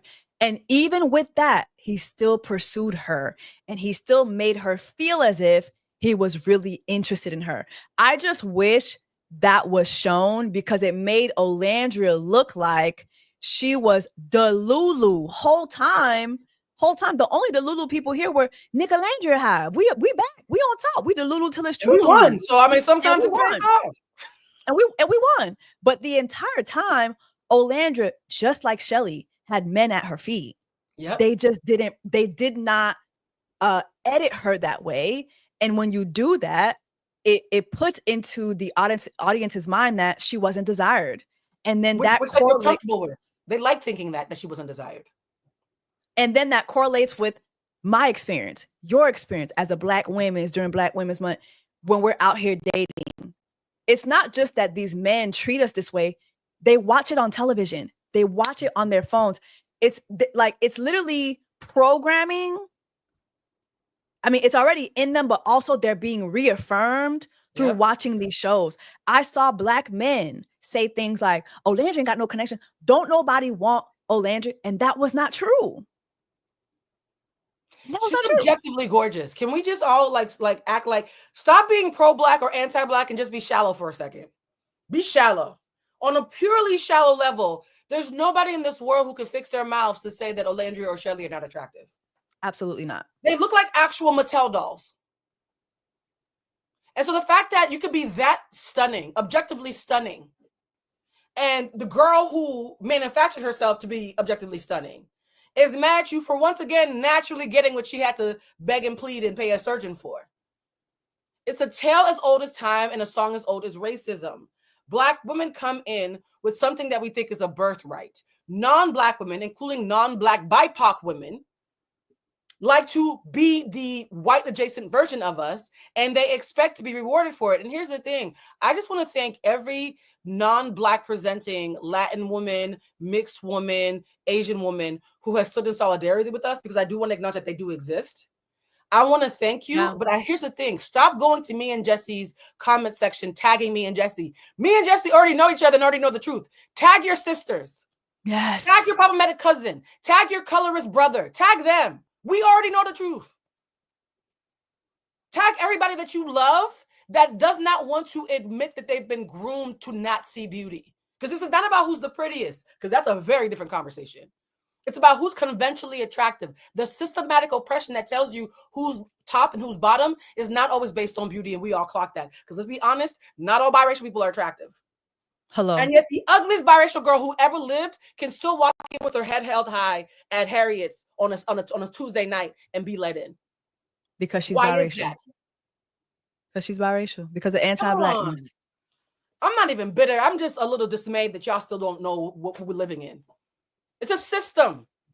Which, by the way, is why me and Jessica could never be the same thing as Alex and Huda, because we don't have the privilege it would take to weaponize the way that they do. So before y'all continue being unintelligent, Black women don't have the privilege from the bottom to wield and weaponize the way the women at the top and the middle do. And y'all still scared of us. Imagine if we actually had systemic power. I'm gonna shut up. Yeah. That's a wrap for me. I mean, obviously we're gonna watch the reunion. The reunion. I love you so much, friend. Because when I called you today, I was like, so who do I need to fight? I didn't know what was going on. I just knew that I felt in my spirit somebody was fucking with you. Yeah, for me, I just felt like, yeah, I definitely wanted to come on here and address that. And, you know, I might clip it for TikTok. I might not. I just kind of feel like we're in a time where it doesn't matter what you say. Like when people are dedicated to believing something about you, Yeah. when people are dedicated to believing something about you, it is what it is. But again, like I might clip it and put it on TikTok. Who knows? I'm gonna think about that. But process your feelings, because you had a lot coming yeah. at you today. Process your Yeah, feelings. but that was, I feel like waking up today and seeing my DMs like that, I'm like, what? And then when I saw it, I'm like, you know, But I you know know why that it we hurts have though? They didn't see your heart in that moment. That's why it hurts. it's not You just put so that. much, you put so much of your heart in advocating for women, Jessica. You really do. I do. So for somebody to accuse you of the extreme diametrical opposite of the thing that makes you wake up in the morning and catch Mhm. bullets left and right on behalf of Black women who can't speak for themselves, it feels hurtful and ungrateful that you lead with your heart and some people are determined not to see it. And as somebody who Yeah. loves you and cares about you, I need to say that on your behalf. That is dangerous as well, because what happens if you silence a Jessie Woo? Now what? You guys are de-incentivizing us from having y'all's backs. Like, if we're going to take bullets for you, then maybe a little bit take our character into account before you believe rumors. Mm-hmm. That's all. But also, it's just, if you watch the video, you hear the words, like, what? That's critical thinking, friend. Not everybody has that. We Yeah, talk. and that's, yeah. And that's just, that, I think that's just another thing for me. It's like, you watch the video, you literally see me laughing at something else. You might not like that I'm laughing at her saying that she was playing with sticks outside because I thought that it was not true. But for people to say that I was laughing at somebody being essayed, that's nasty. That's just like, that is like nasty, harmful. It's Yeah. You want to talk about hate? You want to talk about bullying? Yeah. You want to talk about hate and bullying, putting words in someone's mouth that just were not there, all Harmful because words. harmful words, all because you don't want to have a nuanced conversation. Because maybe, just maybe, thank you so much, Jessie. We love you. Please do not change. Keep on your commentary. Your voice is needed. Thank you so much. I appreciate that. But saying that all because what? Because me saying what I'm saying invalidates the lies that y'all want to push. Yeah. I literally only live in fact. That's something I relish in, is living in fact. She never said it. She actually never said it. That alone. And she's brilliant. The fact that she never said it and she caused this much chaos, but she can technically absolve herself if it ever comes to something harmful. If God forbid something happens to her father or Chris or anybody she talked about, she can say, but I never said that's not what I meant. Literally. That is scary to me. That is so Thank scary. you, Megan. Yeah, it's very scary. Anyway. This was good. Yeah. I'm gonna drink some wine or something. It's been a long week, friend. I feel like we've been out here just slaying dragons all week. Honestly, for me, after this conversation, I am take a break. Yeah, I am Love Island gone. I'm just gonna repost that Arab lady though, because that video did come across my threads, and I am gonna repost that. But after that, I might repost this. But after that, yeah, I'm definitely checking out. This has been very just the I don't even want to call it fandom. It's not even fandom. I don't know what this is. Like, when people hysteria. This is hysteria now. Yeah, when people are using folks' opinions on a show to activate harmful rhetorics that can actually put them in danger. It's just like, I don't know what that is. Like you said, it's hysteria. It's I don't know. It's just scary to me. It's scary to me. But you know, I would definitely obviously review the reunion. That's that. And if I'm blessed, we need to talk when the reunion come out, because I feel like I'm gonna do a watch party. You finna come? You gonna be in Atlanta? Where you gonna be at? I'm thinking of either doing it in Atlanta or New York. I'm not sure. I'm gonna be in New York that week, during the week. Okay, I might just do it in New York. Because I'm gonna be in New York that week of August. I'm gonna be in New York. Okay, I did really, really love my Love Island watch party. It was a lot of fun, and a lot of people did come to it in New York. So I think I'm gonna do New York again, just because it was that great. So yeah, I might just do New York again. But I am thinking about Atlanta. Maybe I'll stay then. I'll stay. And we'll talk about what we're gonna do. But Yeah, but I might do it. The only reason why I'm more excited about doing it in New York is it just was so much easier. Here, it just was like, I just find restaurants here. If you do Atlanta, I mean, East Coast to me is the East Coast. So if you, whatever one you do, you let me know ahead of time. Yeah. So me and Delta. The thing with Atlanta, it's like you do something like that, they want you to pay. Oh. And it's like, hello, I'm gonna have all these people coming in eating. What? Okay. Yeah, What's going on? We'll talk. We'll definitely talk. Yeah. So thank y'all so much for watching. Please make sure you support Blue. Blue, can you please tell them where to support you, what your channel is, what your socials are? Sorry, that was just such a heavy conversation. I feel like my brain is finally coming down. You guys can find me at BlueCentric on Instagram and Twitter, at Blue Telusma on TikTok. For some reason, TikTok is growing faster than I realized, even though I don't understand the tiki-takis. And if you want to take my emotional intelligence class, we do it 3 times a year. And the sign up is fall25.eventbrite.com. And we do it live. And Jessie, you are invited. If you want to come to the next one, free of charge, come on. Bridget's taking it. A couple of my other friends have taken it. It is actually pretty freaking amazing. Send me. Okay. Yeah, I'm going to double check. I feel like I'm you going to sent send me you the dates. Okay. Okay, cool. Okay, cool. Yes, of course. Definitely. And y'all make sure that you support her as well. Y'all know where to find me. Thank you so much for your support. And on that note, take care of yourselves. BBS, I just turn the water on.